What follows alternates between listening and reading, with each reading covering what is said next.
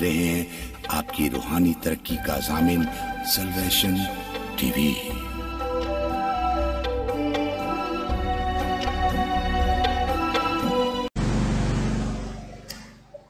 दूसरी तवारीख की किताब, उसका पहला बाब, विर्द जो है वो पहली आयत से 12 आयत तक है, लेकिन मैं सिर्फ इसकी चंद आयत आपके सामने पढ़ूंगा। 6ठी आयत से 10वीं आयत तक पढ़ूंगा। कलाम मुक़द्दस में से दूसरी तवारीख की किताब, उसका पहला बाब, 6ठी आयत से। आप पूरा विर्द घर में जाकर तलावत करें, पढ़ें। और सुलेमान वहाँ पीतल के मज़बा के पास जो खुदावन के आगे खैमा इज्तिमा में था गया, और उस पर 1000 सोख्तनी कुर्बानियाँ चढ़ाईं। और उसी रात खुदा सुलेमान को दिखाई दिया और उससे कहा, मांग, मैं तुझे क्या दूँ। सुलेमान ने खुदा से कहा कि तूने मेरे बाप दाऊद पर बड़ी मेहरबानी की और मुझे उसकी जगह बादशाह बनाया। अब है खुदावंद खुदा, जो वादा तूने मेरे बाप दाऊद से किया वो बरकरार रहे, क्योंकि तूने मुझे एक ऐसी कौम का बादशाह बनाया है जो कसरत में ज़मीन की खाक के ज़र्रों की मानद है। सो मुझे हिकमत व मार्फत अनायत कर, ताकि मैं इन लोगों के आगे अंदर बाहर आया जाया करूं, क्योंकि तेरी इस बड़ी कौम का इंसाफ कौन कर सकता है। खुदा के कलाम के पढ़े और सुने जाने के वसीला से हम सब पर बरकत हो, आमीन। खुदा के कलाम में हम पहली आयत से 12 आयत का जायज़ा लेंगे और उसमें से हम 2 बातें सीखेंगे। एक, सुलेमान की इबादत, वर्शिप, और जो उसने खुदा से हिकमत मांगी, विजडम, उसके बारे में। खुदा का कलाम हमें ये सिखाता है कि जब सुलेमान अपने बाप की जगह पे बादशाह बन गया है, तो उसने जो सबसे अहम चीज़ समझी है वो इबादत है। राइट हार्ट, दुरुस्त दिल के साथ।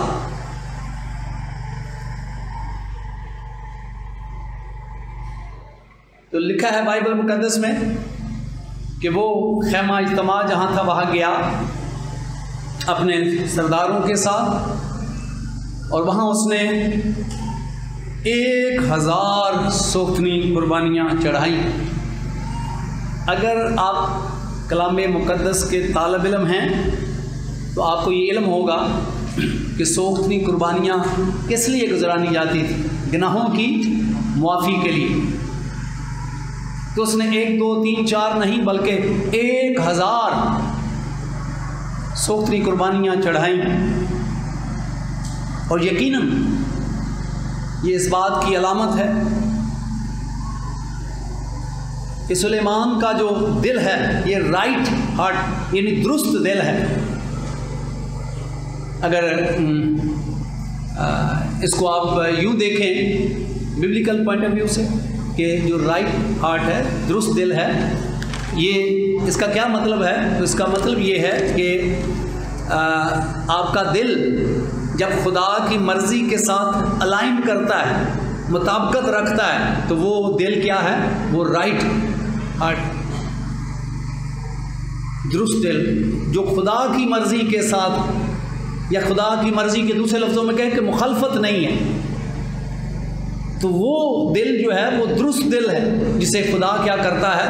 पसंद करता है। और यहाँ आप देखें कि खुदा के बंदा सुलेमान ने जब ये वर्शिप की, ये इबादत की एक दुरुस्त दिल के साथ, जो खुदा की मर्ज़ी के साथ अलाइन करता है, तो उसी रात खुदा सुलेमान को दिखाई दिया। जिस शाम को उसने ये कुर्बानियाँ चढ़ाई, उसी रात खुदा उसे ख्वाब में क्या होता है दिखाई देता और कहता है कि मांग मैं तुझे क्या दूँ। तो हम पहली बात सीखते हैं बाइबल मुकद्दस में कि जो दुरुस्त दिल के साथ इबादत की जाती है, एक्चुअली ये इबादत जो है, वर्शिप जो है, ये एक्ट ऑफ सबमिशन है। ये अपने आप को खुदा के हुजूर क्या कर देना है, सरेंडर कर देना है। और सबसे बड़ी बात यह है कि अपने आप से तवज्जो क्या करना है, हटाना है, खुदा की तरफ तवज्जो लानी है। आज मुझे अफसोस से कहना पड़ता है कि हमारी इबादतें इसलिए काबिल कबूल नहीं हैं कि हम इबादत में भी हमारी तवज्जो किस पर होती है, अपने ऊपर होती है। हमारी अपनी इज्जत, अपनी डिज़ायर, अपनी ख्वाहिशात, और ऐसी इबादत खुदा को काबिल कबूल नहीं है। खुदा के कलाम में हम पढ़ते हैं कि सुलेमान ये देखे कि 1000 कुर्बानियाँ उसने चढ़ाई और यकीनन ये खुदा को क्या आया, पसंद आया।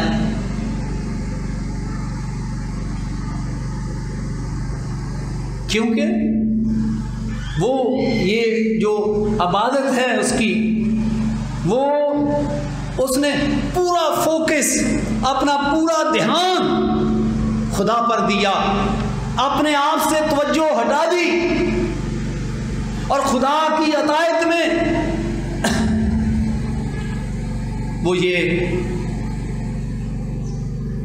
इबादत करता है।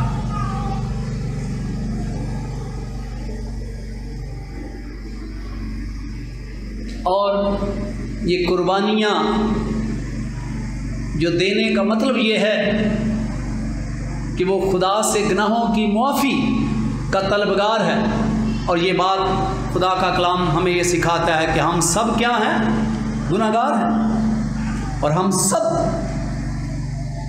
गुनाहों की मुआफ़ी के तलबगार हैं, और हमें यीशु मसीह की क्या है, ज़रूरत है। तो आज पहला जो बाइबल मुकद्दस में हकीकत देखते हैं, और वो हकीकत ये है कि सुलेमान की जो इबादत है वो खुदा को पसंद आई। क्यों पसंद आई?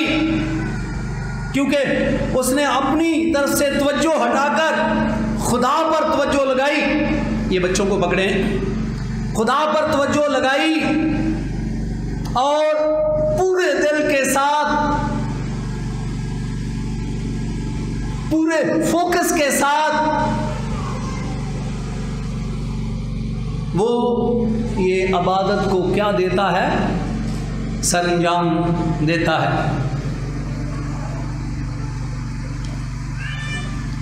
और खुदा का कलाम हमें ये सिखाता है कि ये इबादत उसकी खुदा को क्या आई, पसंद आई। नए अहदनामा में भी लिखा है बाइबल मुकद्दस में कि माकूल इबादत क्या है जिसे खुदा पसंद करता है, कि अपने बदन जिंदा कुर्बानी के तौर पर खुदा के मज़बा पर क्या कर दो, रख दो।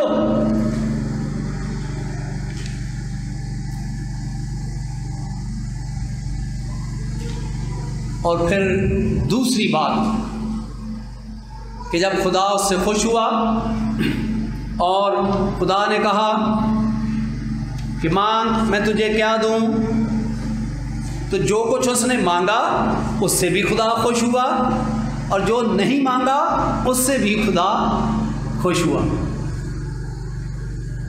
अब सुलेमान जो मांगता है, उस मांगने से पहले वो खुदा के एहसानों का शुक्रिया अदा करता है। कहता है, खुदा तूने मेरे बाप पर बड़ी मेहरबानियां की, मेरे बाप को तूने बादशाह बनाया और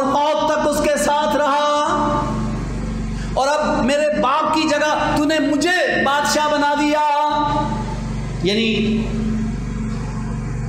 ये खुदा के एहसानों को भूला नहीं है।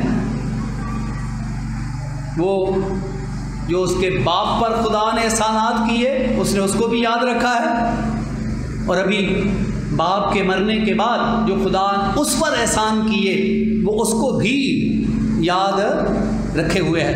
और फिर वो कहता है कि ऐ खुदा, बस ये लोग जो तूने मुझे दिए हैं इनकी देखभाल करने के लिए मुझे हिकमत और दनाई दे दे। यानी गोया जो कुछ उसने मांगा वो भी जो कुछ खुदा ने दिया उसको मैनेज करने के लिए ये मांग रहा है। कितनी मुखलस रिक्वेस्ट है, उसमें कोई खुदगर्जी नहीं है।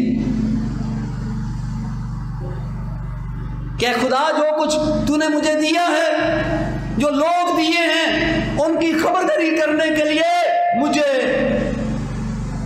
हिकमत और दनाई और मार्फत दे दे, आकल दिल दे दे। तो खुदा इससे खुश हुआ, एक उसकी इबादत से खुश हुआ, दूसरा जो कुछ उसने मांगा इस पर भी खुदा बहुत खुश हुआ कि इंसान तो पता कभी क्या क्या करता है, लेकिन इसने कुछ भी नहीं मांगा। जो कुछ खुदा ने इसके सुपुर्द किया है उसको मैनेज करने के लिए इसने ये मांगा। और फिर जो नहीं मांगा उससे भी खुदा खुश हुआ। और वो क्या कि खुदा ने कहा कि तूने मुझसे दौलत और माल की दरख्वास्त नहीं की, आज दुनिया में इसी का रोना है। फिर तूने शोहरत और इज्जत की, आज आप देखें चर्चेस के अंदर जो मसाइल पैदा होते हैं वो इज्जत के हैं। मेरे साथ ये हो गया, उसके साथ ऐसा हो गया, यानी यहाँ भी अपनी अना की बात होती है। और फिर खुदा ने कहा कि तूने दुश्मनों की जान नहीं मांगी, और फिर तूने उम्र की दराजी भी नहीं मांगी। खुदा ने कहा था अगर इसके अलावा भी कुछ मांगता तो खुदा ने ये नहीं कहा था, जैसे हम कहानियाँ पढ़ते हैं कि फलां बादशाह ने कहा आधी सल्तनत तक दे दूंगा, तो खुदा ने ये नहीं कहा। उसने कहा मांग। अगर आप पढ़े लिखा है तो लिखा है कि उसी रात खुदा सुलेमान को दिखाई दिया और उससे कहा मांग, मैं तुझे क्या दूँ। अब इसमें कोई भी लिमिट नहीं रखी है कि आधी सल्तनत या इस तरह मांग क्या। आप देखें कि अगर आप कोई किसी को कहते हैं कि भाई मांग क्या लेना है, तो आप वो कुछ नहीं मांगता तो आप उसको एक 5,000 का 10,000 का चेक लिख के दे देते हैं। लेकिन अगर आप उसको ब्लैंक चेक लिख देते हैं तो इसका मतलब है कि जितने पैसे आपके बैंक के अंदर हैं अगर वो सारे भी निकाल ले तो निकाल ले, क्योंकि आपने सिर्फ ब्लैंक चेक दे दिया है।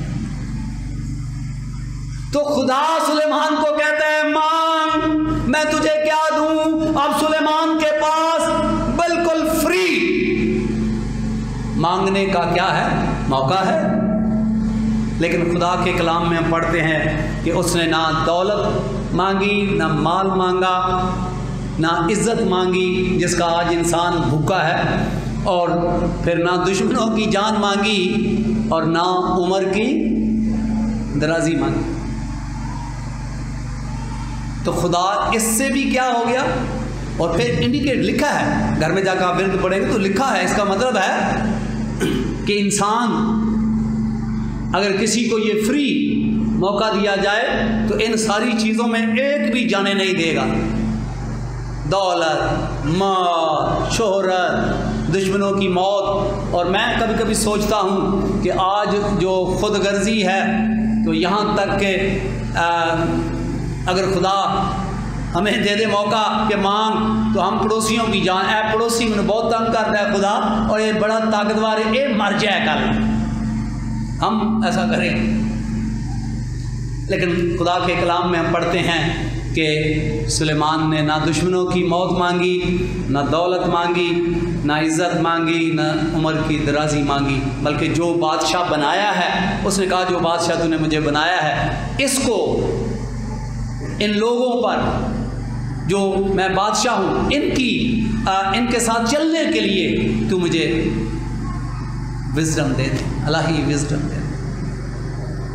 ये हकीकत है। तो खुदा इससे भी क्या खुश हुआ। पहली बात कि खुदा उसकी उस इबादत से खुश हुआ कि उसने राइट हार्ट दुरुस्त दिल के साथ की। जो कुछ उसने फ्री, खुदा ने कहा मांग, लेकिन उसने क्या मांगा, खुदा उससे भी खुश हुआ, और जो नहीं मांगा खुदा उससे भी खुश हुआ। तो आए हम इससे आज सबक अपने लिए देख। पहली बात कि क्या आज हम इबादत दुरुस्त दिल के साथ करते हैं, यानी गोया कि खुदा की मर्ज़ी के साथ हमारी अलाइन है, यानी मुताबिकत है। अगर आप खुदा की इबादत भी उसके आगे झुकते नहीं हैं, आपकी तवज्जो का मरकज़ खुदा नहीं होता, आपकी अपनी ज़ात होती है, ऐसी इबादतें खुदा को पसंद नहीं हैं। खुदा के कलाम में नए अहदनामा में लिखा है, रोमियो 12 बाब में, कि अपने बदन खुदा की जिंदा कुर्बानी के तौर पर क्या कर दो, नजर कर दो। ये मकबूल इबादत है जो खुदा पसंद करता है। लेकिन हमारा अलमिया तो ये है, हम चर्च में बैठकर भी अगर आप किसी को बोलो इस जगह से इधर हो जाओ, तो वो भाग जाएगा चर्च से। क्या होगी उसकी बेइज्जती हो गई। किसी को माइक आगे पीछे कर दो, उसकी बेइज्जती हो गई। किसी को कोई और काम कर दो, उसकी बेइज्जती हो गई। और आए कहाँ हैं? क्या करने आए हैं भाई? इबादत करने आए। किसकी इबादत? अपनी। ये अच्छा लफ्ज़ है, अपनी इबादत करने आए हैं। क्योंकि खुदा की इबादत में हमें अपने आप से तवज्जो को क्या करना है? हटा देना है। खुदा की इबादत में हमें अपनी इज्जत, अपनी ख्वाहिशें, अपने आप को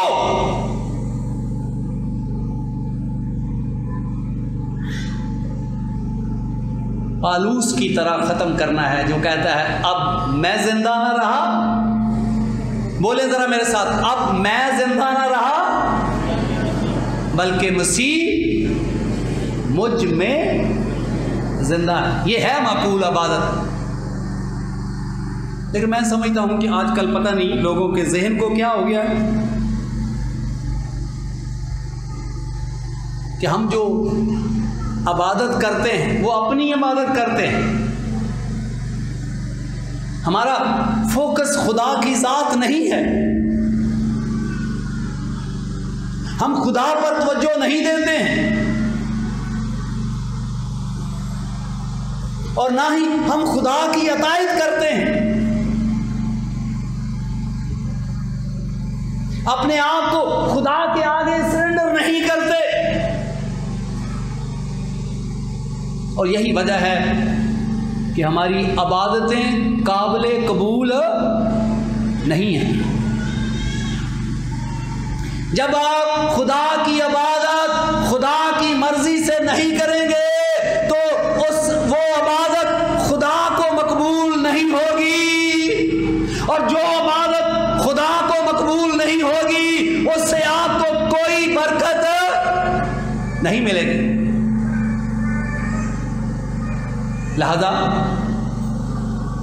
इससे मेरे और आपके लिए सबक है कि आज हम चेक करें कि जब हम इबादत करते हैं तो उस वक्त क्या हम दुरुस्त दिल के साथ करते हैं? क्या खुदा की मर्जी के साथ हमारी अलाइन यानी मुताबिकत होती है या नहीं?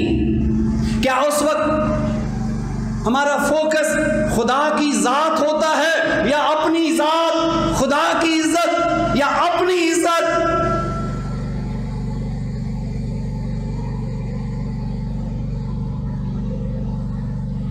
और अक्सर आप देखें कि चर्चेस के अंदर भी जो बेबरकती का सबब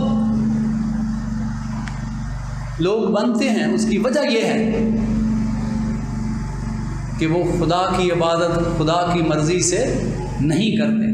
उनकी इबादत का डिज़ाइन भी उनकी अपनी मर्ज़ी, इबादत करने का तरीका अपनी मर्ज़ी, रवैया अपना, इज़्ज़त अपनी, और नाम किसका दे दिया?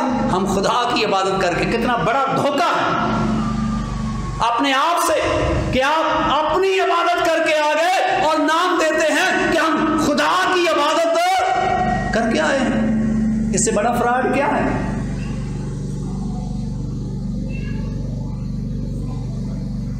तो इसलिए आज मेरे और आपके लिए खुदा का कलाम है। खुदा का कलाम मुझे और आपको खबरदार करता है, ये ऐसी इबादत का कोई फ़ायदा नहीं जिसमें आपकी अपनी ज़ात ज़िंदा है। हकीकी इबादत ये है कि आप अपने आप को ज़िंदा कुर्बानी के तौर पर खुदा के मज़बा पर क्या कर दो? नज़र कर दो। और जब आपने नज़र कर दिया तो फिर सब कुछ किसका हो गया? खुदा का हो गया। फिर आपकी अपनी अना, आपकी अपनी डिज़ायर, आपकी सरकशी, आपका तकब्बर, ये सब क्या हो जाएगा? ख़त्म हो जाएगा। और वो इबादत खुदा को काबिल कबूल होगी और खुदा उस इबादत से क्या होगा? खुश होगा। जिस तरह वो सुलेमान की उस इबादत से क्या हुआ? खुश हुआ। तो उसका दिल देखें कितना राइट है। वो सोख्तनी कुर्बानियाँ चढ़ाकर ये खुदा के हजूर कह रहा है वो गुनाहगार है, हम गुनाहगार हैं, लेकिन मानने के लिए तैयार नहीं। ये भी इंसान की अकड़ देखो कि उस फरीसी की तरह हैकल में अपने आप को गुनाहगार नहीं मान रहा। नतीजा क्या निकला? मसीह खुदा ने कहा उसके गुनाह माफ नहीं हुए। लेकिन इसकी कुर्बानियों से हम देखते हैं कि ये गुनाहों की मुआफ़ी का क्या है? तलबगार है। मैं और आप हम सब गुनाहगार हैं, लेकिन यीशु मसीह की रास्ती की वजह से खुदा हमें क्या देखता है? रास्त देखता है। लिहाजा आज के बाद जब आप इबादत करें तो उसमें अपना रवैया, अपनी सोच देखें।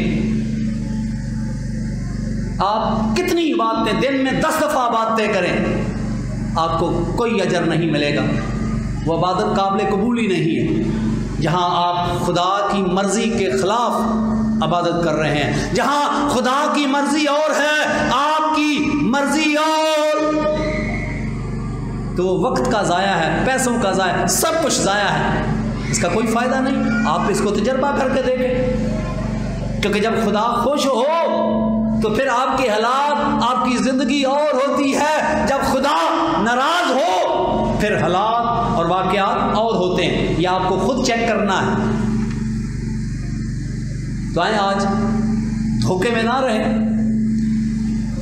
खुदा की इबादत खुदा की मर्ज़ी के साथ करें, दुरुस्त दिल के साथ। और दुरुस्त दिल वो होता है जो खुदा की मर्ज़ी के साथ अलाइन होता है, मुताबिकत रखता है, खुदा की मर्ज़ी के ख़िलाफ़ नहीं होता है। और जो दुरुस्त दिल होता है वो उसका जो अमल होता है वो एक्ट ऑफ सबमिशन होता है, फरमाबरदारी होती है, वो सरेंडर कर देता है खुदा के आगे।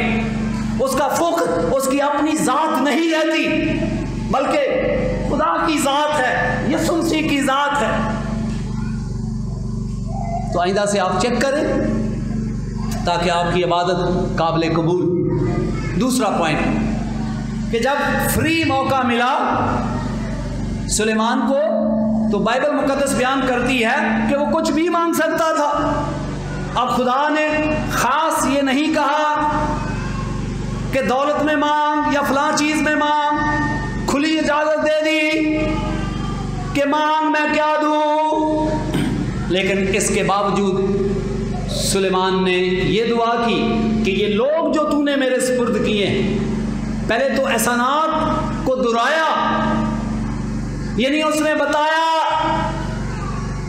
कि मेरा बाप भी तेरा आसान फरामोश नहीं था, मैं भी नहीं हूं। मेरे बाप पर तूने एहसानात किए, मुझ पर भी किए। और फिर कहा कि बस ये जो तूने मुझे बादशाह बनाया है, इसके लिए मुझे हिकमत और दानाई है। आज अगर खुदा मुझे और आपको कहे कि मांगो मैं तुम्हें क्या दूं, तो मैं ऐसे सोचता हूँ, हो सकता है कि आप मेरे साथ इत्तेफाक करें या ना करें, हम पहले ही पड़ोसियों की जान लें। यहाँ तक कि इतनी खुदगर्जी है, कई भाई भाई की जान लेना चाहते हैं और वो कहे खुदा मेरे सगा भरा है, एनू मार दे, मैनू बड़ा तंग कर दे। ये हालत आ गई है खुदगर्जी की कि अगर आज खुदा आपसे पूछे बता मांग मैं तुझे क्या दूं, तो जिसने हमें सताया है या थोड़ी मुखालफत करता है, हम कहें है खुदा ये सारे लोग आज कहाँ हो, कब्रिस्तान, बस मैं ही रह जाऊं। लेकिन सुलेमान के पास ये मौका था, वो अपने दुश्मनों की एक लिस्ट, अपने बाप के दुश्मनों की एक लिस्ट खुदा को फराहम करता, और खुदा ने चूंकि कहा था, खुदा उसी वक्त उन सारे लोगों को मार देता बाइबल मुकद्दस के मुताबिक। लेकिन सुलेमान ने ना अपने बाप के दुश्मनों की लिस्ट दी, ना अपने दुश्मनों की लिस्ट दी। फिर खुदा ने कहा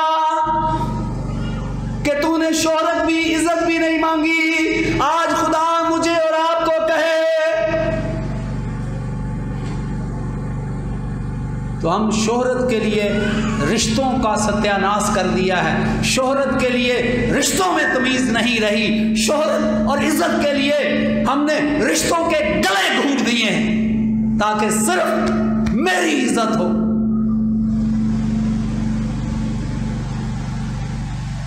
आजकल तो शायद ऐसा नहीं है हमारे यहाँ कल्चर में। मैंने देखा कि मैंने लड़ाई होते हुए देखा, जो हम जुल्फ होता है, यानी रिश्तों के अंदर अक्सर हमारे पाकिस्तान के अंदर मिल्लियों की रस्म करते हैं क्योंकि शादी के ऊपर, तो कहते हैं कि ये जो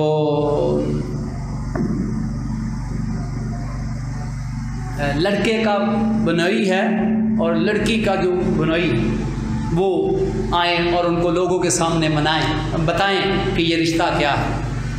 तो उसमें ज़ाहिर है किसी ख़ानदान में 3-4 लड़कियां हों और उनकी शादी हो जाए तो वो इस तरह लड़ाई होती थी, मैंने देखी कि एक कहता है कि ये मिलनी किसने करनी है, मैंने करनी है, यानी मैंने बताना है मैं रिश्ते में क्या हूँ, बड़ा हूँ। और कई दफ़ा मैंने देखा कि वो हम जुल्फ आपस में इतनी नफरत उनके अंदर पैदा हो जाती।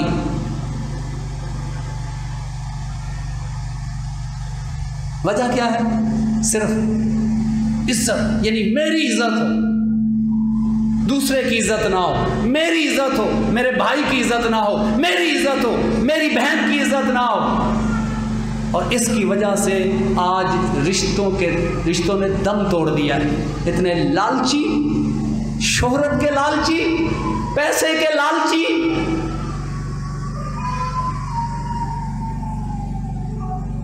खुदा ने कहा है सुलेमान तूने दौलत नहीं मांगी, इज्जत भी नहीं मांगी। लेकिन आज मेरा और आपका क्या हाल है कि अगर खुदा आपसे सवाल करे कि बता मां मैं क्या दूं, तो सोचे कभी कि हम क्या कहेंगे।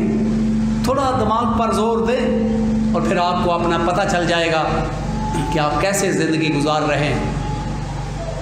खुदारा अपनी सोच दुरुस्त करें। खुदा को ना सिर्फ सुलेमान की इबादत पसंद आई, जो कुछ मांगा वो भी पसंद आया, जो नहीं मांगा वो भी पसंद आया। और आज हमारी इबादत भी खुदा को पसंद नहीं और जो मांगते हैं वो भी पसंद नहीं। जो नहीं मांगते वो भी पसंद नहीं है, क्योंकि खुदा को पता है कि हमारे अंदर क्या घूम रहा है, दिमाग के अंदर क्या घूम रहा है। और हम अपने आप को सबसे बड़े क्या कहते हैं, रास्तबाज। हम कहते हैं कि पूरी कॉलोनी में मेरे जैसा कोई रास्तबाज नहीं। कभी थोड़ा सा वक्त निकाल कर अपनी सोच को चेक करें। और ये आज का खुदा का कलाम रूहानी रहनुमाओं को भी पैगाम देता है, जो अपने आप को मजहबी रहनुमा कहते हैं। उनकी सोच कैसी है, उनकी इबादत कैसी है, वो क्या खुदा से मांगते हैं, या लालच सिर्फ क्या खुदा जो खिदमत तूने मेरे सुपुर्द की है इसको ध्यानदारी से करने के लिए मुझे अकल और दिनाई दे। लेकिन आज तो मजहबी रहनुमा भी खुदांदा पैसे ही दे दे, डॉलर दे दे। अब याद रखें कि जब सुलेमान ने हिकमत और दुनाई मांगी तो खुदा ने दौलत, शोहरत, इज्जत ये सब कुछ वैसे ही उसे दे दिया। लेकिन हम तो इन्हीं चीज़ों के भूखे हैं। ये थोड़े सख्त लफ्ज़ है मेरे, लेकिन सच है।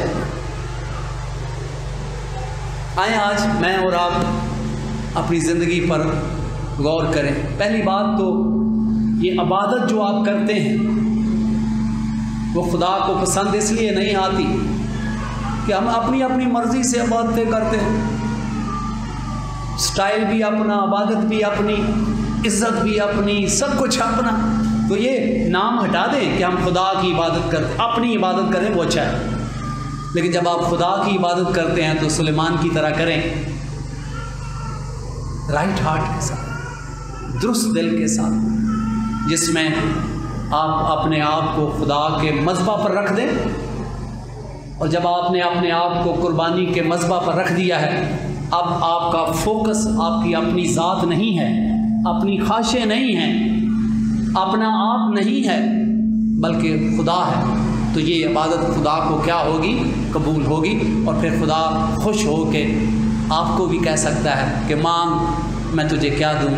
तो वहाँ भी खुद गर्जी का मुजाहरा ना करें कि ये मेरा भाई चला जाए, बहन चली जाए, फलाना चला जाए। और अगर पादरी साहब किसी से तंग हो तो कहते कलीसिया का बंदा मर जाए, तो ये ना कहें। आप वही कहें जो सुलेमान ने किया, खुद गर्जी से पाक, क्या खुदा जो खिदमत तूने मुझे दी है इसको मौत तक ध्यानदारी से करने की तौफीक अनायत फरमा। दुश्मनों की जान ना मांगें। ये दौलत बग़ैर अलाही हिकमत में तबाह कर देती है बंदे को। और इसमें बड़े बड़े मजहबी रहनुमा भी तबाह हो चुके हैं और हो रहे हैं।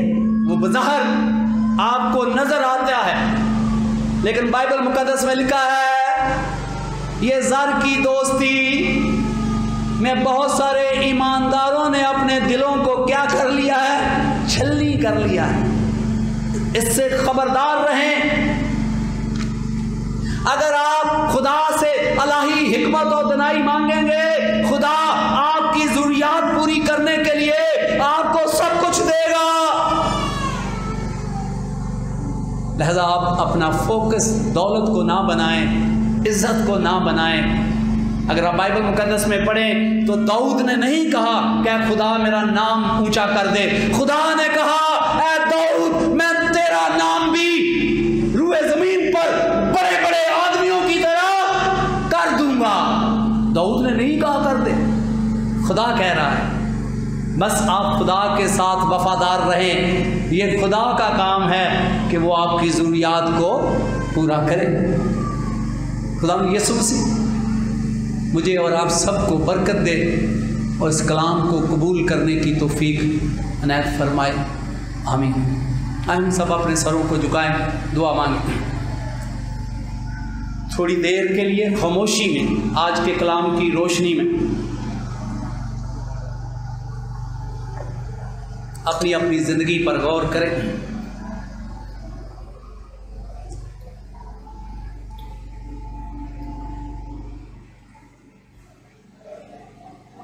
ऐ जिंदा और पाक खुदा, मैं तेरा शुक्र करता हूँ आज के कलाम के लिए। हम सबको तौफीक इनायत फरमा कि हम दुरुस्त दिल के साथ तेरी इबादत करें, जो तेरी पाक मर्ज़ी के ऐन मुताबिक हो, ताकि वो तुझे पसंद आए। और फिर हमें सुलेमान की तरह तौफीक इनायत फरमा कि हम खुद गर्जी की दुआ ना मांगे, बल्कि जो कुछ तूने दिया है उसको मैनेज करने के लिए हम तुझसे हिकमत और दनाई मांगे। बाकी हमारी जो ज़रूरियात हैं तू वो खुद पूरा कर देता। जिन्होंने आज तक पहले इसके मुताबिक ऐसा नहीं किया कि खताओं गुनाहों को माफ़ कर, और आज इस कलाम को कबूल करने की तौफीक अनायत फरमा। मसीह यसू के अजीम नाम से मांगते हैं, आमीन।